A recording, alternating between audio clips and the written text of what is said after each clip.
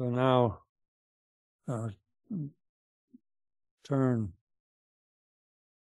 check your mind and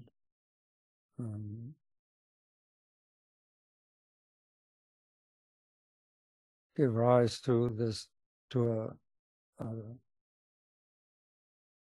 through a process of thinking. Think of the suffering of all sentient beings, all beings, and all beings who pervade space.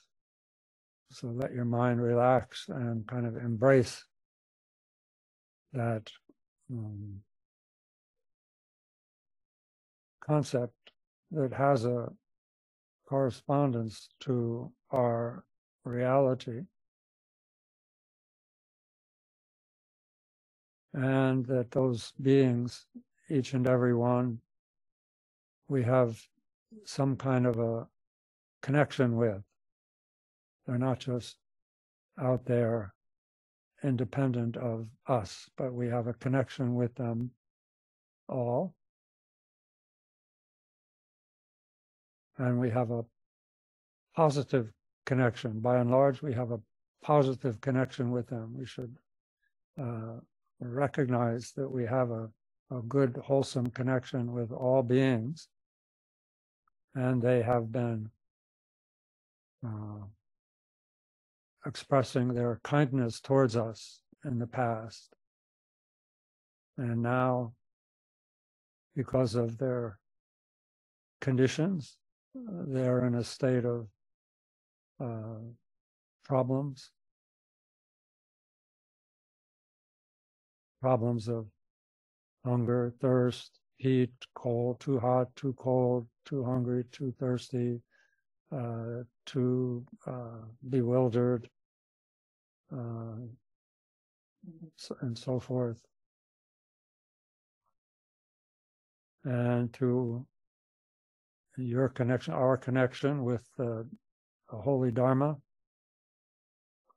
say holy Dharma or sacred Dharma, meaning that it's a Dharma, the kind of Dharma that by putting that Dharma to practical use, it leads one to enlightenment, which has qualities that enable that one to benefit others, to lead them to the path of awakening, as well as benefiting them temporarily. And so understanding or appreciating the qualities of enlightenment and how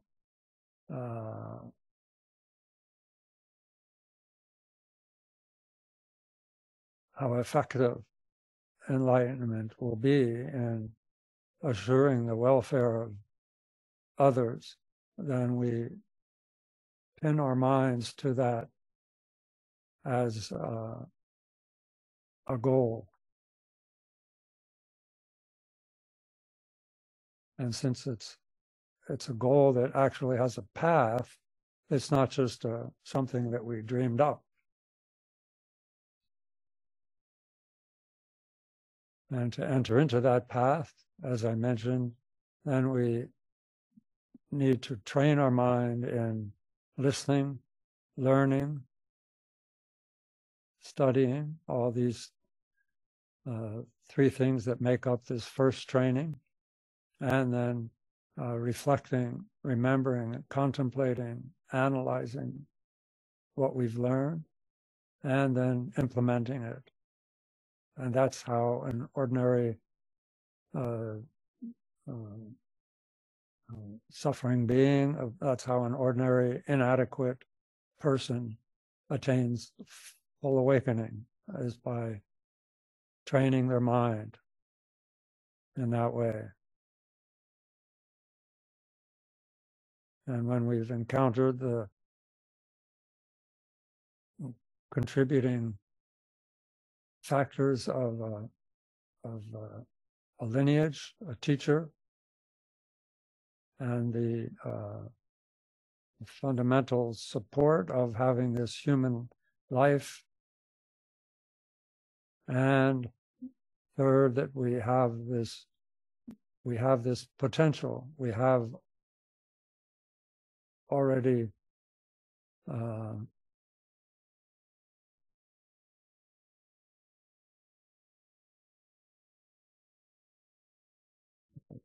we already possess this Buddha nature.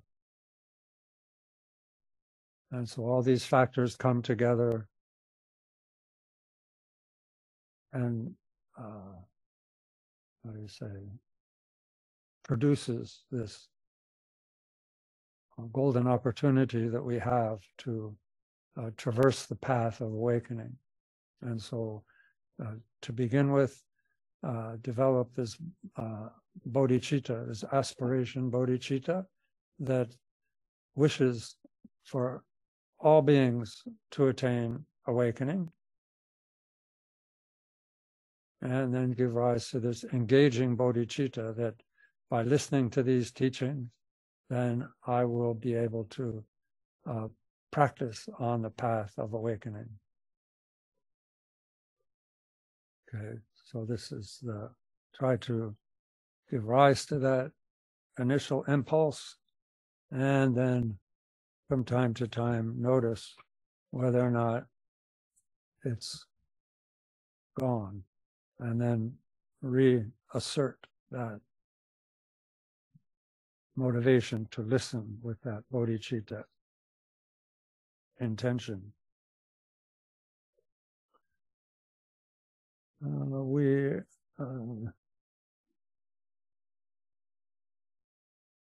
are moving through the Bodhicharyavatara. The short form is a Bodhicharyavatara. The English says a way of the Bodhisattva, or the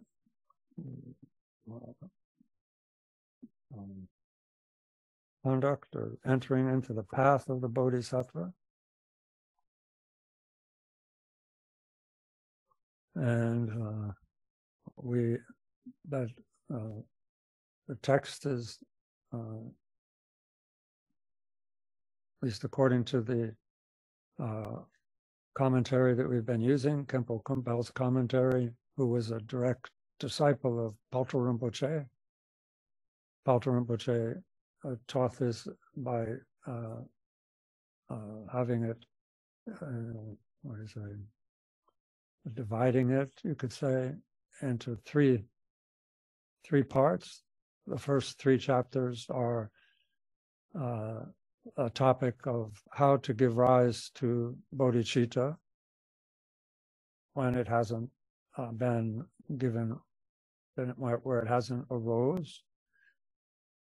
And then the second 3 chapters are the chapters on how to sustain that bodhicitta and not allow it to decline or become corrupted. The 4th, 5th, and 6th chapters, carefulness, introspection, and patience chapters. Then we've come to the 3rd category, which is how to increase bodhicitta and how to bring bodhicitta to a full awakening. How to bring this aspiration bodhicitta and engaging bodhicitta, how to bring it to the level of absolute bodhicitta.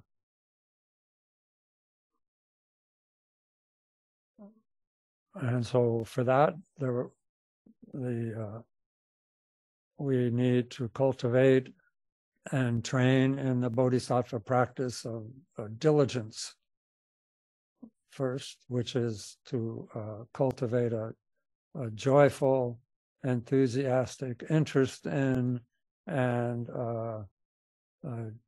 and enthusiasm for accomplishing virtue, physical,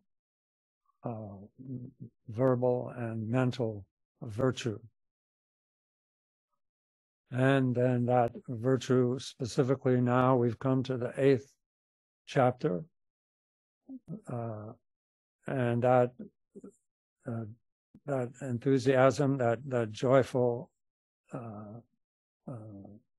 endeavoring is directed towards meditative concentration.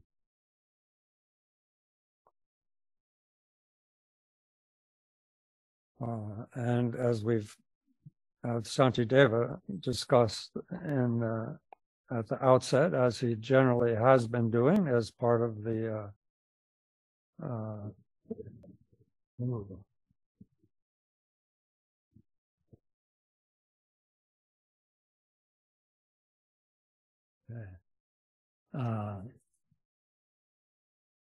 as he says in the first verse, those whose minds are slack and wandering are caught between the fangs of the afflictions.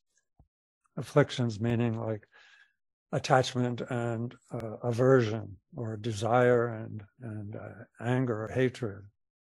So we need to, we're not going to proceed on the path if our mind is basically left to its own devices. We need to first tame our mind and then train our mind, because the whole culmination of the path is is expressed in the 9th chapter, the next chapter, which is the prajna, the wisdom chapter. And in order to prepare our minds to recognize this wisdom,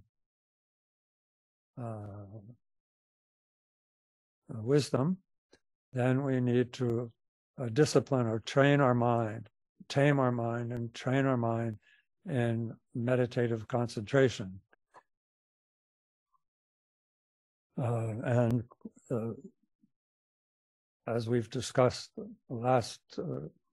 earlier, then the first thing is to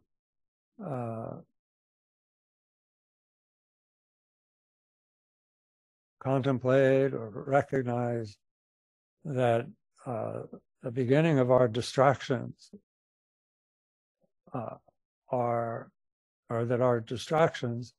what constitute our distractions at first are our attachment to first people, and attachment to possessions.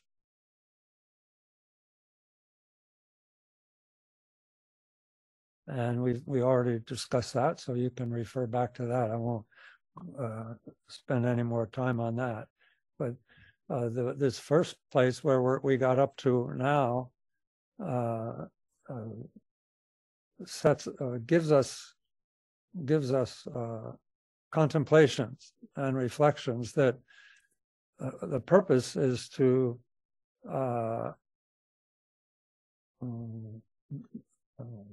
allow our mind to become content.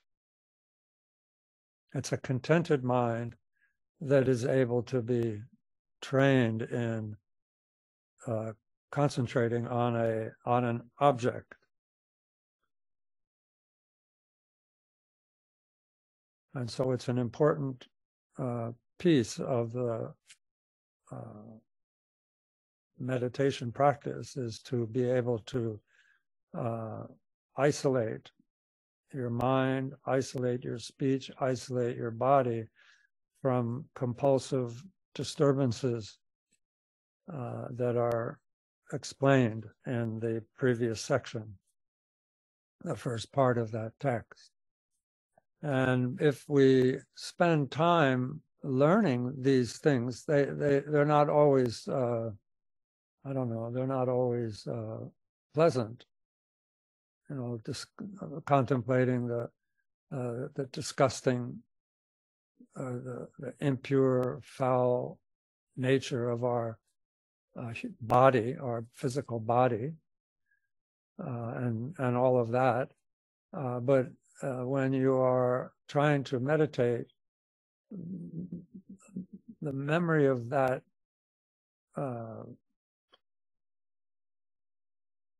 the memory of those ideas will help us to help us to bring our mind back to our real mission, which is to tame the mind.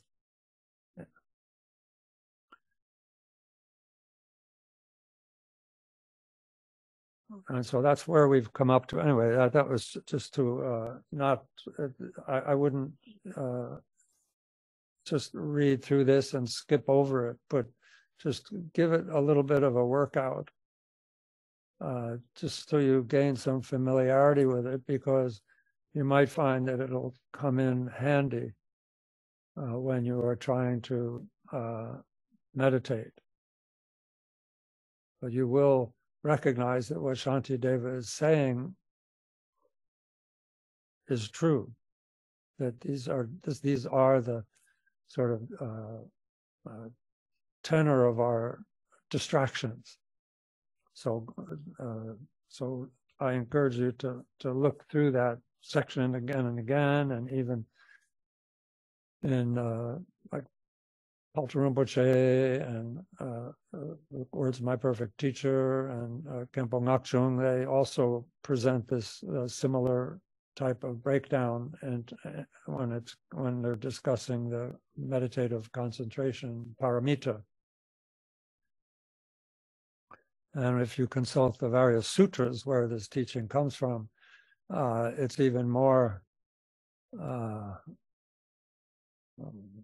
it goes into the gore much more in detail. There's 30-some different impure aspects of the body and so forth. So if you really want to dig into it, you can certainly find the sutras that really do that.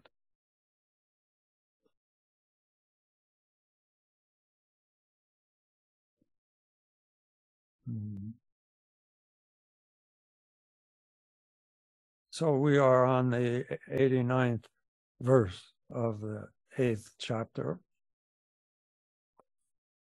where he says, reflecting in such ways as these upon the excellence of solitude, which is pacify completely all discursiveness and cultivate the mind of bodhicitta.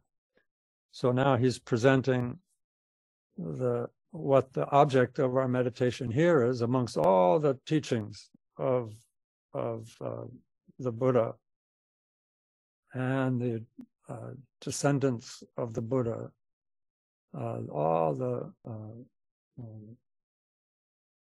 different kinds of meditation. What Shantideva is here saying, that the object of our meditation that we'll be training in here is bodhicitta itself. And in order to do that, then we should pacify completely all discursiveness. And using the previous section of this same chapter, reflecting in that way, and from all various points of view, we should come to an appreciation of how excellent it is to have no distractions on an outer level, how excellent it is to have no distractions on an inner level with excessive thoughts and emotions, and how excellent and what an advantage it is to not have a self-centered attitude on a more subtle level. And to reflect on how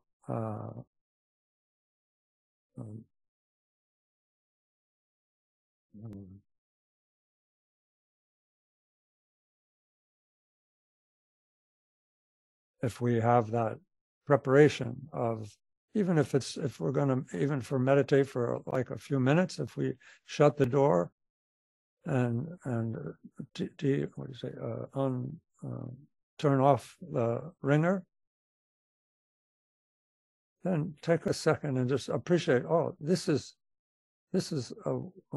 will give me an advantage. Even though it's obvious, you should reinforce that separation or that isolation that you've managed to capture. Even if it's just for a short time, you should recognize, oh, this is a very advantageous, because as your practice continues and develops, that habit of appreciating solitude, it says here, it will become more and more clear that is one of the causes of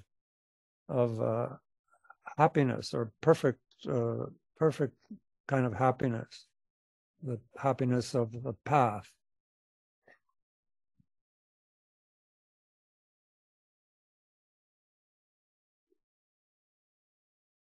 And so then when we can pacify thoughts and desires and clinging to outer and inner things, and then we can meditate on bodhicitta. So to set yourself up in that way, rather than just beginning some practice without that kind of a foundation. Because this all Buddhist meditation practice falls into two categories: shamatha and vipassana. That is to say, calm abiding and insight, greater insight. Calm abiding means that your emotional life, your emotions, craving and aversion and bewilderment and pride and envy, jealousy, doubt, and all these emotions or afflictions have become calmed, and you're able to remain in the calmness that comes in the wake of the emotions being brought to stillness. And so that your mind, whether or not your mind is moving, like when you're contemplating bodhicitta, your mind moves, it engages.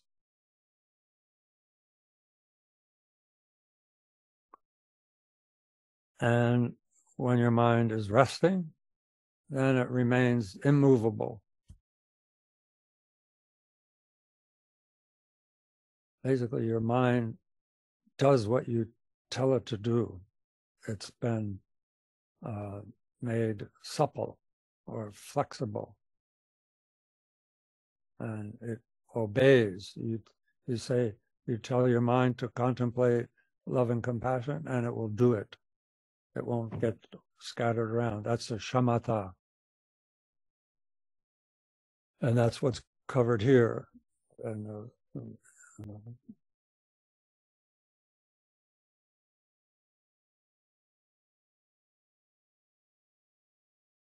so basically on this 89 verse here, like with body and mind well prepared according to our previous reflections on the first section, then whatever we meditate on will be accomplished. Then 90 here, now he's introducing the first topic to meditate on. Okay. The rest of the chapter, maybe let me the rest of the chapter is about the object of meditation. And the object of meditation here is bodhicitta. And there's two practices that Shantideva is introducing and discussing at length. One is the practice of equalizing oneself with others. The second one is exchanging oneself with others. First, it's a step, two steps. First, equalize self with others, and then you can properly practice the exchange of self and others. The exchange of self and others relies on the first one of equalizing self and others. So that's what we're talking about for the rest of this chapter. And so first now, he says in verse 90, strive at first to meditate upon the sameness of yourself and others. In joy and sorrow, all are equal, thus be guardian of all as of yourself. So,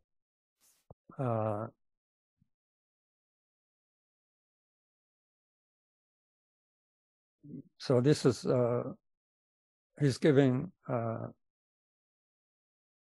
directions. These are directions on how to do that by reflecting on how all beings are, like, what is it that unifies all beings is that they don't want to feel pain.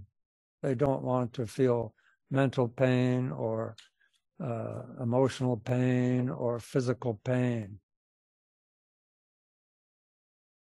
And of course, for each being, there's a lot of details of what that might look like and feel like. But basically, it's the feeling of pain is, we could say, universal. And that's one of the unifying experiences that all sentient beings have.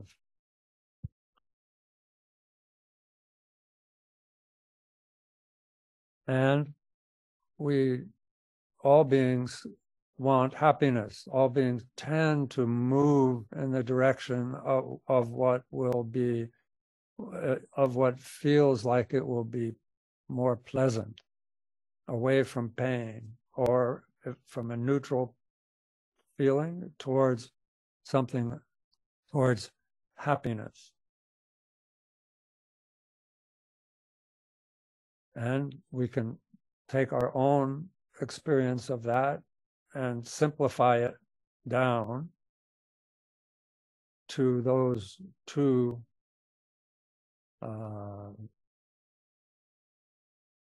predicaments. Like, and we all beings have the same predicament, as we want to feel happiness and we don't want to feel suffering.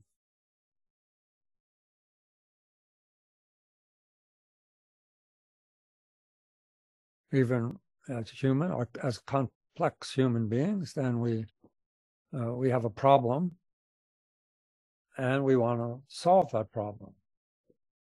That's called wanting to be happy, not wanting to suffer having a problem. So there's that thrust, or that movement always towards happiness and away from suffering. And if all here on the Bodhisattva path, then since all beings are in the same predicament, or we're all in the same boat, then it stands to reason that we should develop an intention to protect and benefit others as much as we do ourselves. And that intention is, as Shantideva is making obvious here, it's not impossible to equalize that feeling that as I now pretty much protect myself, I pretty much take care of my own health, my own temperature, my own environment as much as I can, and all these things. And so here we're saying that that's the condition of everyone. There's no basis for not thinking that same way towards all beings. And so what Shantideva's, the journey that he's taking us on in this section here is showing how it's logical to do that. He's giving us the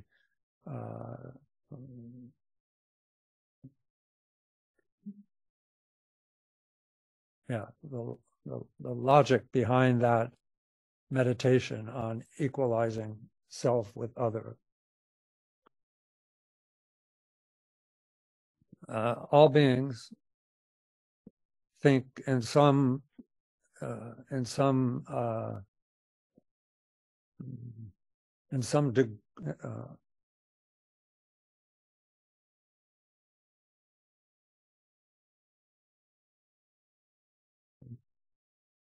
says like all beings think in terms of I. I mean, like a cow. When you see a cow, it only thinks in terms of itself as being who it is. That's I. And animals and people, and we have a very maybe a little bit more sophisticated language. But think, if you contemplate it, that all sentient beings are encapsulated in their own identity, with or without introspection, with or without knowing that.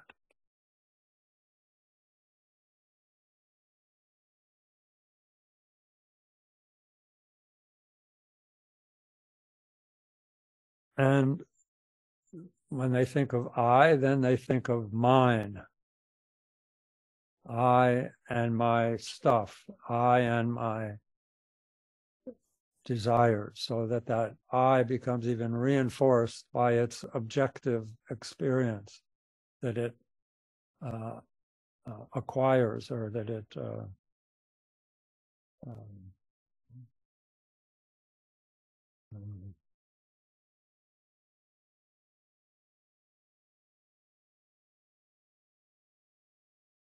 that it owns.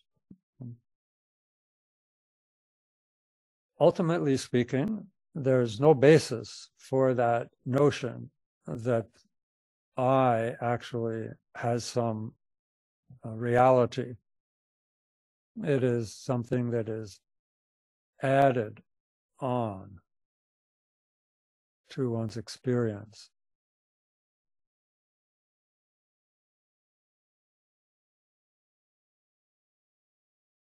When we say, I am suffering,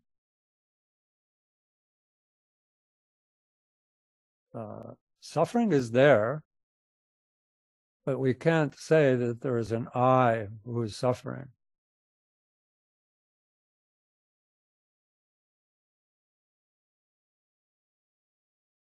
There's no basis for that.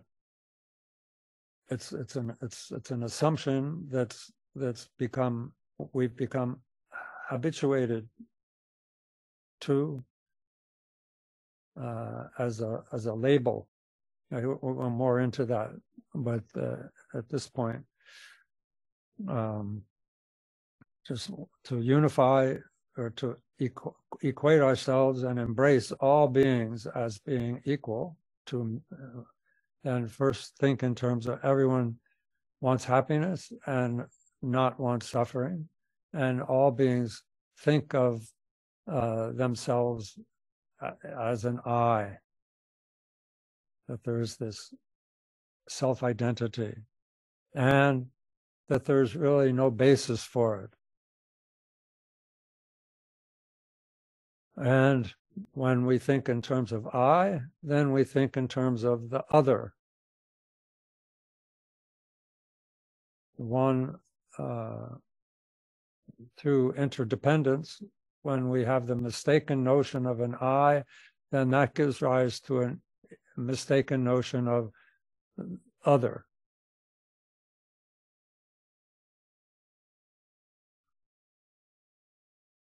And that other is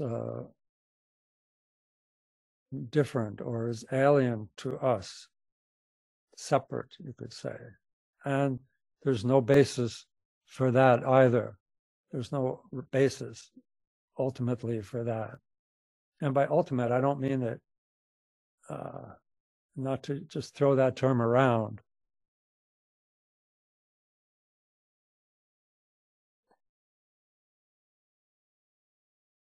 Ultimately, not ultimately like, oh, nothing exists anyway, of course. You know, not that kind of ultimate, but in truth.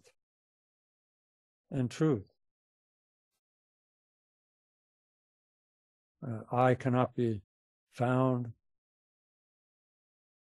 And if I can't be found, then that whole system of I and other collapses. Other disappears. So both I and other are lack any real, true, factual identity. We can short way just to say it's this I is unreal. Just a short one word. Imputations is a word. I like that word.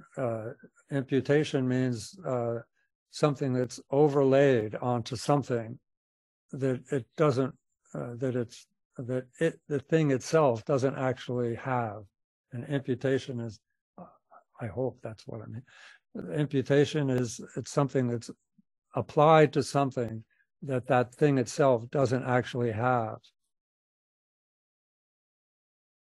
So we can say ego or I or self is imputed on our experience. Like I am suffering. Suffering we can identify in some measure, but the I part is questionable. Not questionable. The I part we can't. That's why if we're equalizing self and other, suffering is universal. Suffering can't be divided up. There's no difference between my suffering and the suffering of others. The other and the I are unreal, but the suffering is there. The suffering is like space. And if you realize, one who has realized the non-existence, the unreality of this self, if you kind of cut and recognize the non-self nature, and that from that space-like non-dualistic realization, then there's no, like you say, you can't cut it up into pieces and have it assigned to people. Suffering is not something that can be divvied up. It's the universal experience.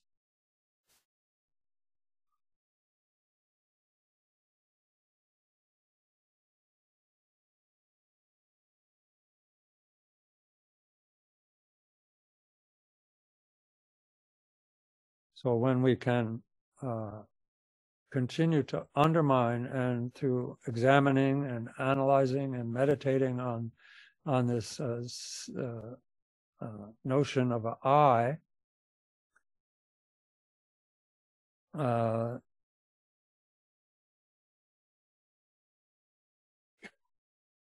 will naturally come this yearning, or there'll naturally become this intention to protect others from suffering.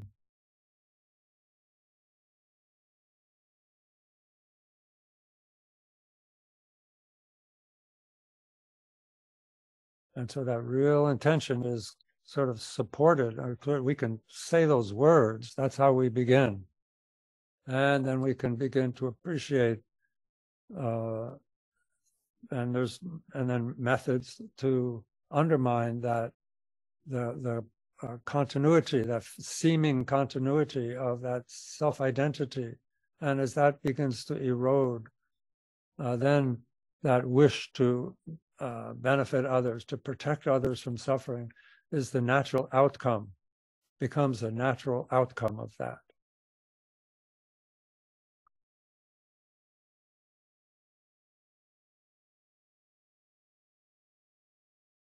And as in one way, it's very not easy to accomplish. It's a little difficult to understand.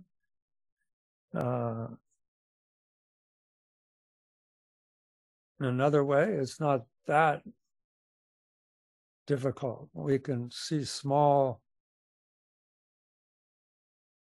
instances of that. Anyway, we'll get into things like that. So anyway, that's the kind of the global, the overall intention of this first section. Then this is verse 90. Then verse 91 says, now, how to meditate on equality. He says here, the hand and other limbs are many and distinct, but all are one. The body to be kept and guarded. Likewise, different beings in their joys and sorrows are, like me, all one in wanting happiness. So when we have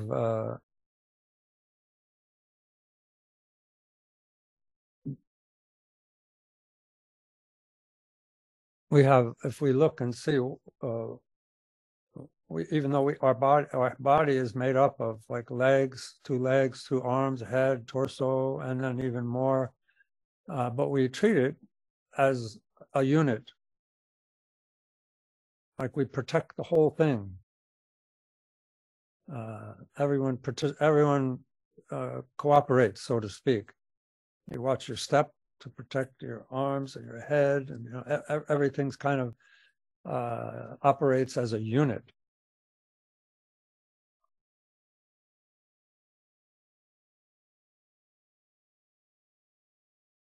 So we don't want any part to be hurt.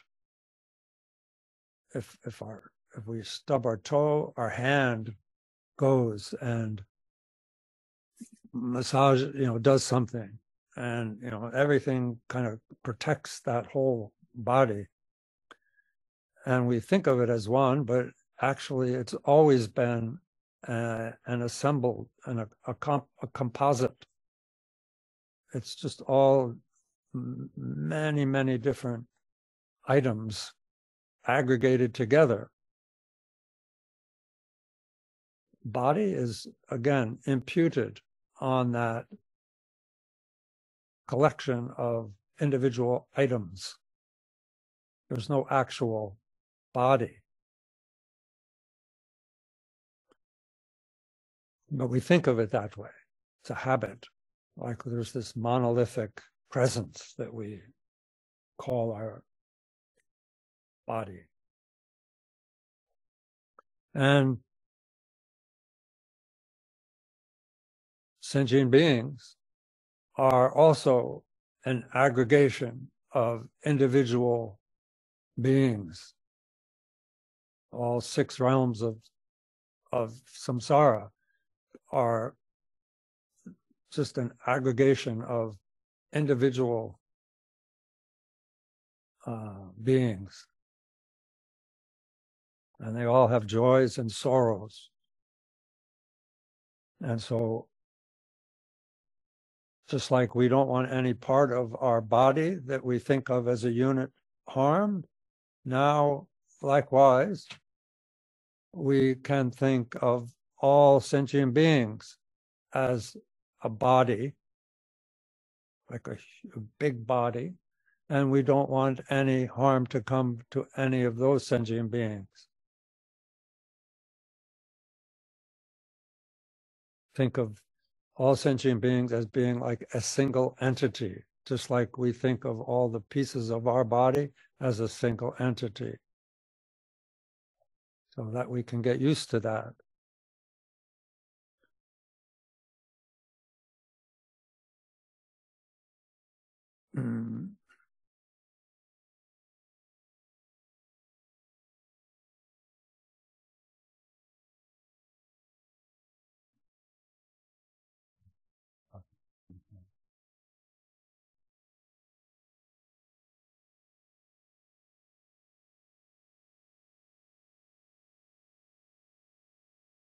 So likewise, different beings in their joys and sorrows, different beings meaning this collection, this aggregation of the 6 realms of samsara, different beings in their joys and sorrows are like me, all one in wanting happiness and not wanting to suffer. They're all one entity. So the practice here is to recognize all sentient beings as one single entity. And that is our I. That is, we should think of that is I. When I say I mean all sentient beings. So that's how we get to that point. And we should protect them just as we protect now our self. Just like we do this now. Okay, now we are doing that same task that we've always applied to the pieces of our what we call body. Now we're applying it to all the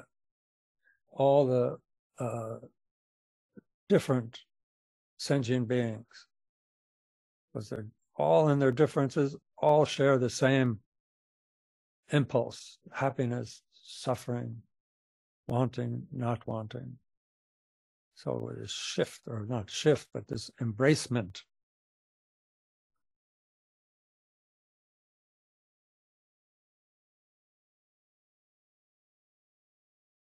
So then,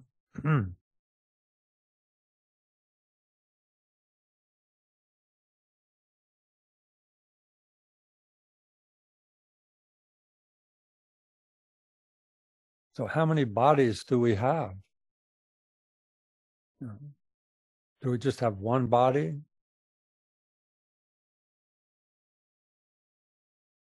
So this name body is applied to a collection of different items. It's not a single individual whole. So there's no reason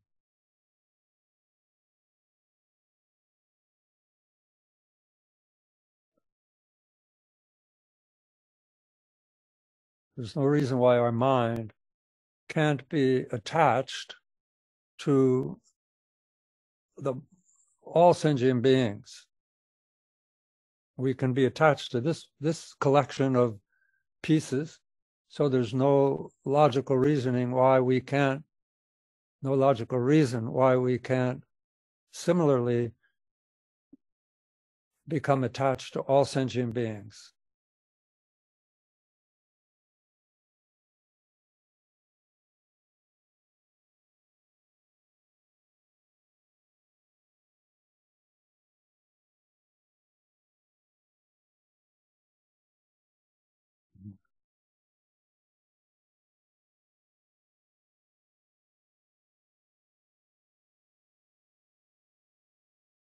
So mind can become attached to all sentient beings as in the same fashion as it's attached to this present unit.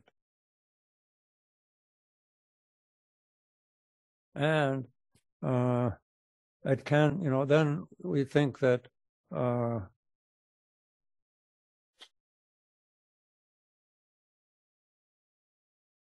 get used to, make a habit out of thinking and saying or thinking.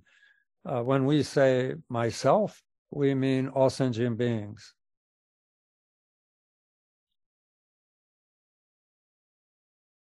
All sentient beings are myself. That's what I mean when I say me. I mean all sentient beings, that idea.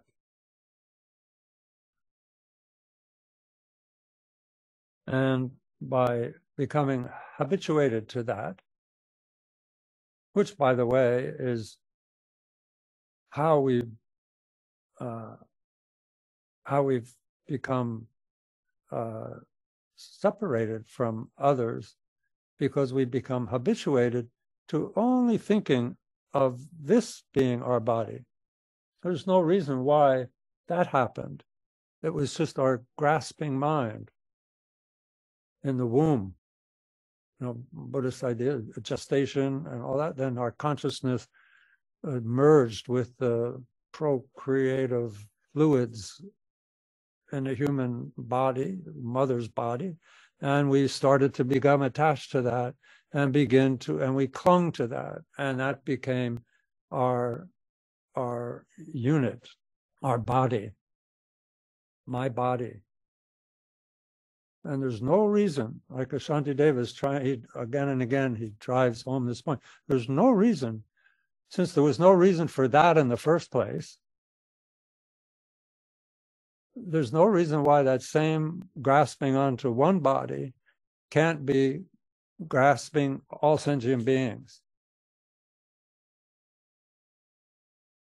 So he's not actually saying here that clinging and grasping in the traditional way is a bad thing.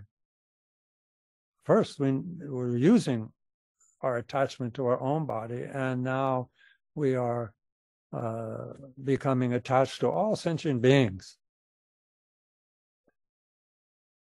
They are me. They are myself. When I say myself, I mean all sentient beings, he's saying.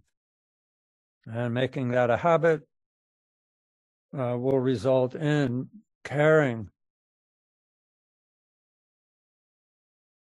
for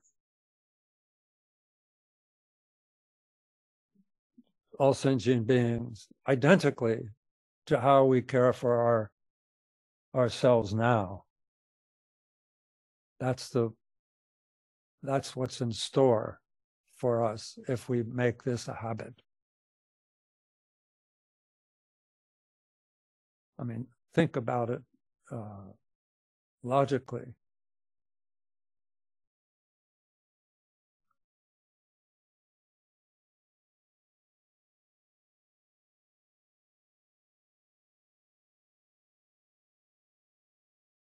That's a very interesting practice at first, even, just to start thinking that way.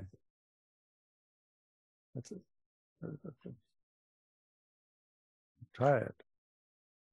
And 93.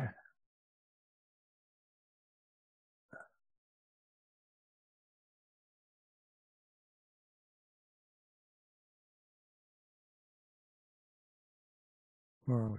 No, 92. 92. So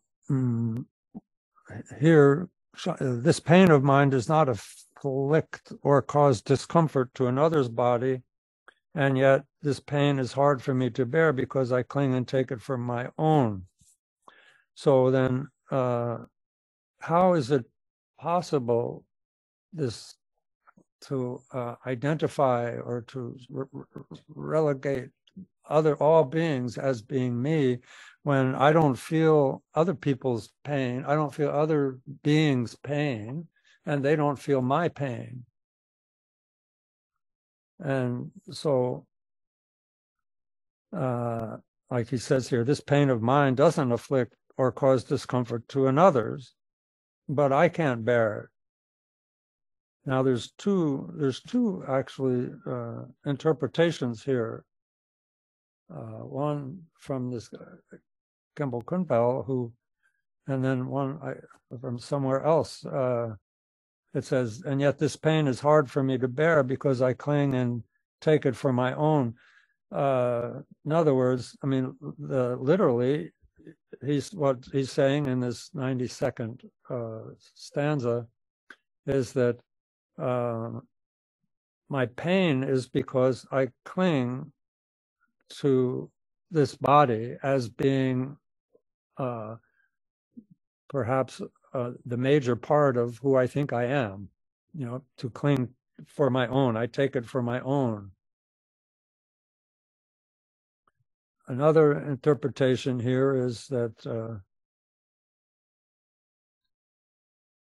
I can't bear that this 92nd verse already is taking all sentient beings as me, and I can't bear the pain of all sentient beings because I cling and take their suffering as my own. But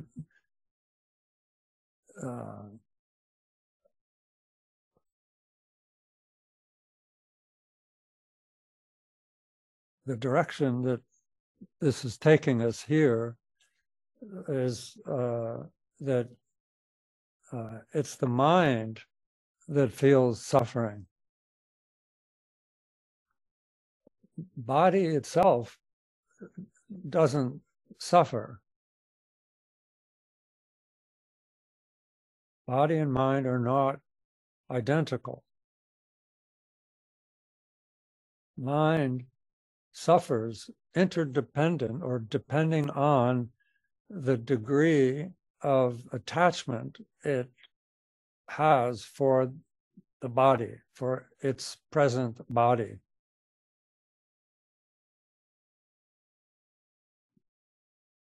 And certainly we can have pain and so forth, but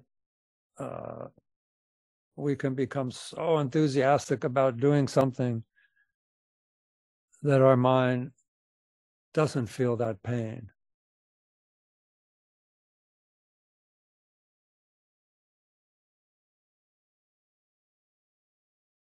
And so pain is a mental experience. The body, as he discussed in the previous sections, the body is just basically it's a piece of meat.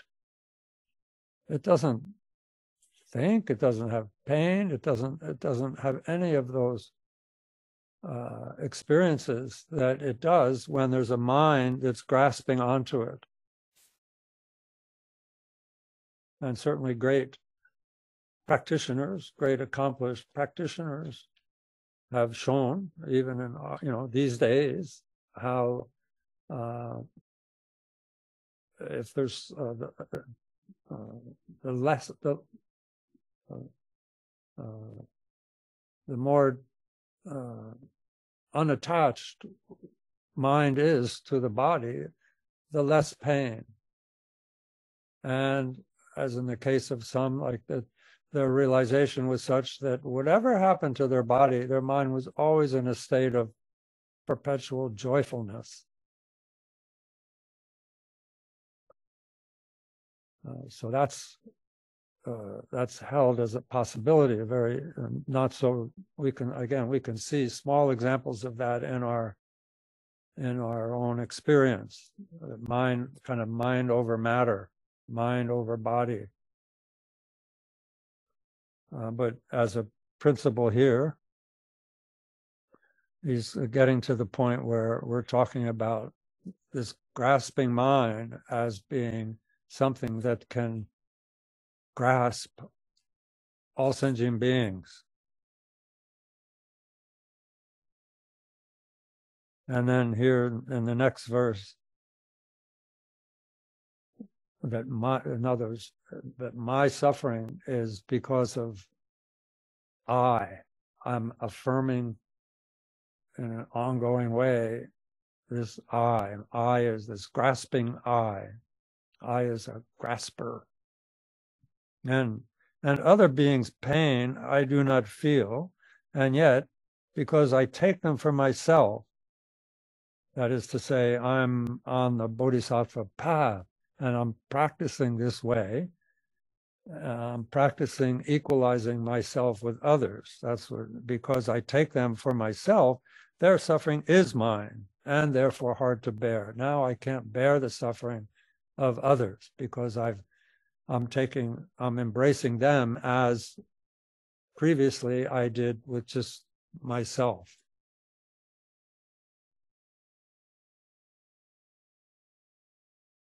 And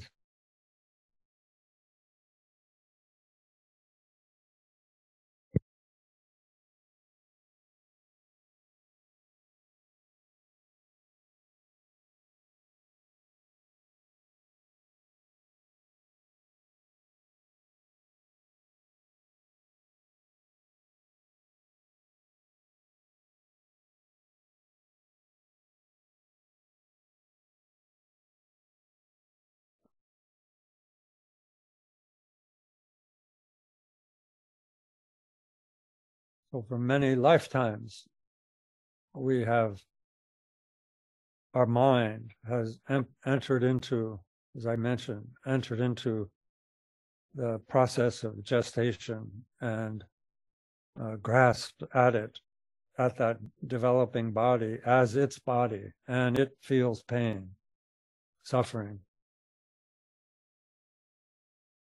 But in fact, like I mentioned earlier, suffering can't be divided up into mine and yours, mine and other sufferings.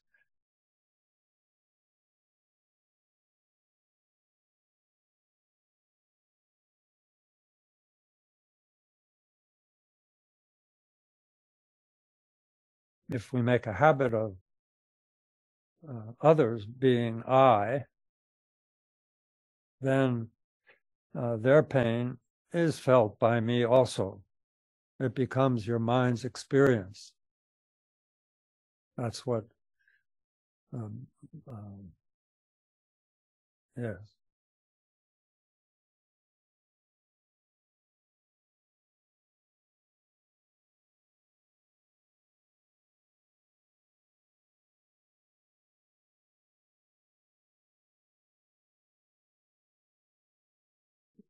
This one in our Lojong practice, lineage, Maitri Yogan is always mentioned in Lojong. He's a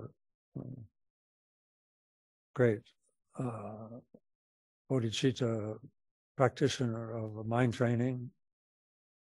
He was teaching his congregation, a group, and one dog outside, somebody chased it away with a stone and hit the dog in the hip, or in the side of the, his body, hit him with the stone. And right when he hit him with the stone, then Maitri Yogan fell off the throne, and he felt and he had a big welt on his body, and the dog just went off.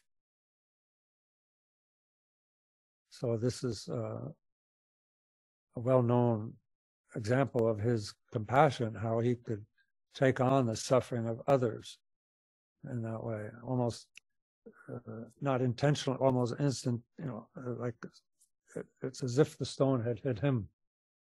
He embraced others to that extent.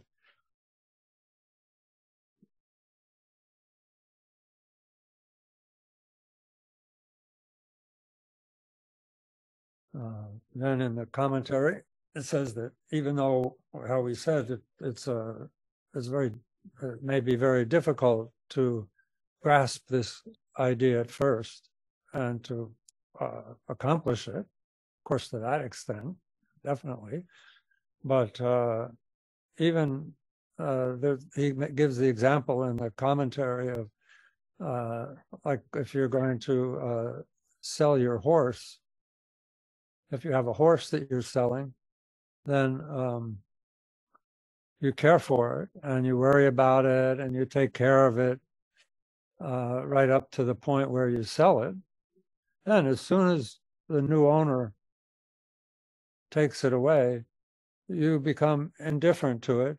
And now the new owner, who didn't care for it so much, now the new owner, because of his ownership, now he's worried about it. So we can see how, this feeling is can be short and fleeting like this, but we have that. We can't go with that experience. It doesn't take long practice to see that we do those things often.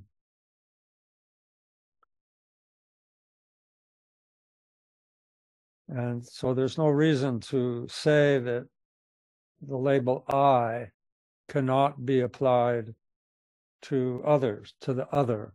That's what he's driving home here. These are I is simply a conceptual label. I and other, here, there, us, them. Those are all labels, and their relevance is only based on a point of view. There's no real, or there's no absolute I. There's no absolute other. There's no absolute here. There's no absolute there.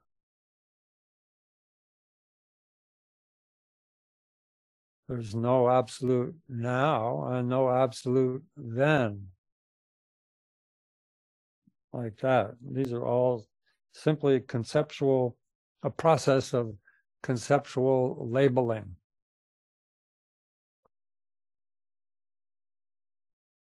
So therefore, when I is applied to others, meaning all sentient beings, collective, all sentient beings who fill space, this attitude of holding them as one's own and accepting and protecting them will naturally arise. This is how it goes. This is how it happens. This is how Buddhas and Bodhisattvas have cherished and cared for all sentient beings and feel their suffering. Mind can be tamed, mind can be trained in this way. Can definitely be tamed and trained.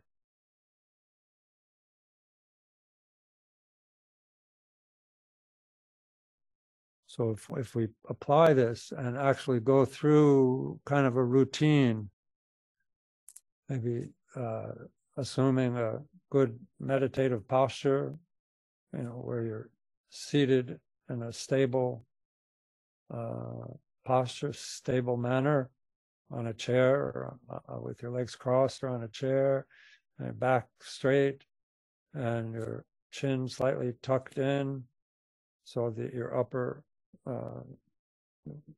back vertebrae is straight, and your hands relaxed on each knee or folded in your lap, and your eyes are just looking down, slightly downward.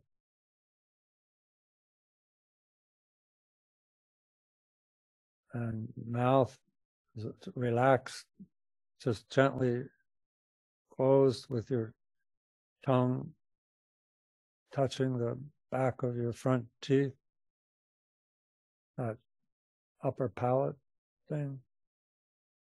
And then begin. Take refuge. And then decide, okay, now tell yourself what you're going to do. Now I'm going to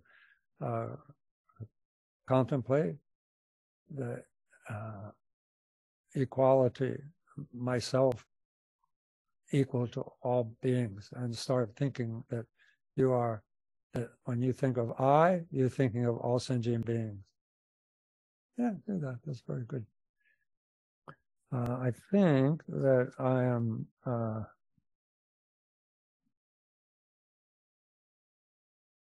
Let's see. We came to 93.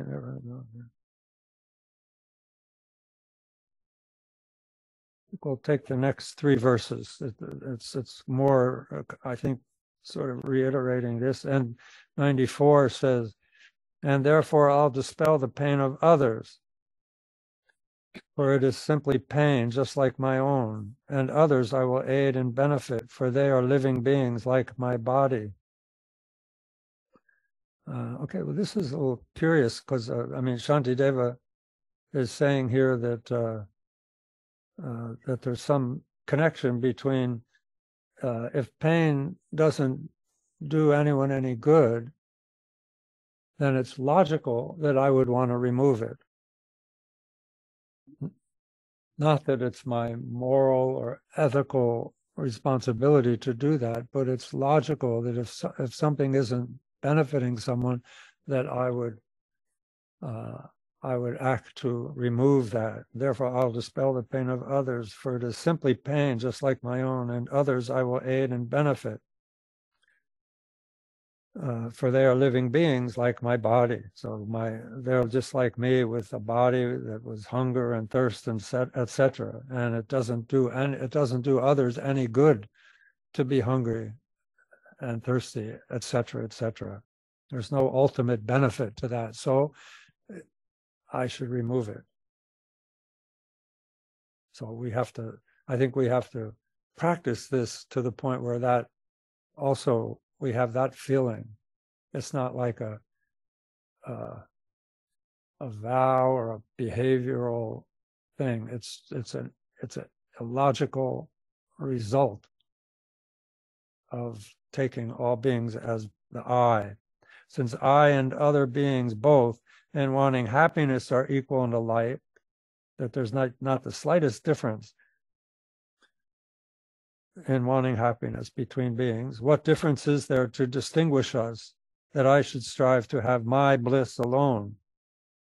So I'm not, when we think this way also, then we begin to basically, I'm not so special. I'm one of the mass of sentient beings who want happiness equally. So I'm not so special. So why am I making my happiness so paramount? Why is that high on my agenda? I'm no different. What reason for not pursuing the happiness of others? There's so many more of them anyway. Just by brute kind of democratic principles that we may have, others are much more important because there's so many more of them. Then the next line says, since I and others beings both in fleeing suffering are equal and alike. So first, the previous one was happiness. So in fleeing suffering are alike. What difference is there to distinguish us, that I should save myself and not the other? So what reason do I have for not protecting others?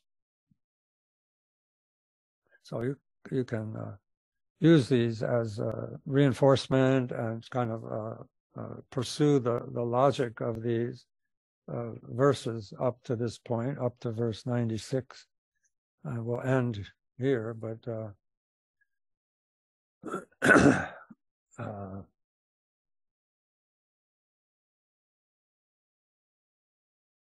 I invite you, as Shantideva has invited us, to practice. This is the practice of bodhicitta.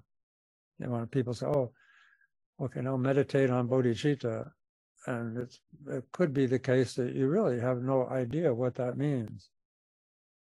Like, yes, bodhicitta, love and compassion for all beings and so forth, but this is the real goods here, what Shantideva is offering as advice. It's practical, make it practical. Okay?